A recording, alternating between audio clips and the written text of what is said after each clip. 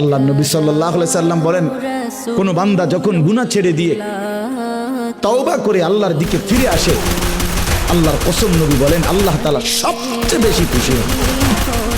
আশাদ্দু ফারাহান, আল্লাহ তাআলা সবচেয়ে বেশি খুশি হয় কখন? বান্দা আল্লাহর দিকে ফিরে আসে যখন।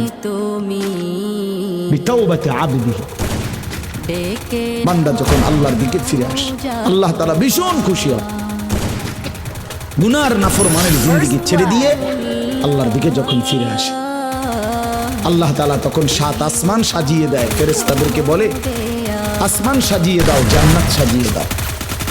ফেরেশতারা 7 আসমান জান্নাত সাজাইয়া ফেরেশতারা জিজ্ঞেস করে, মাওলা আসমান কেন সাজাইলেন, জান্নাত কেন সাজাইলেন? তো আল্লাহ তাআলা বলে আসলাহাল আবদু মাওলাহু, শোনো আজ এক গোলাম যে তার মনিবকে ছেড়ে চলে গেছিল অনেক দিন, আজ সেই ভেগে যাওয়া গোলাম তার মনিবের সাথে সম্পর্ক ঠিক করে ফেলছে।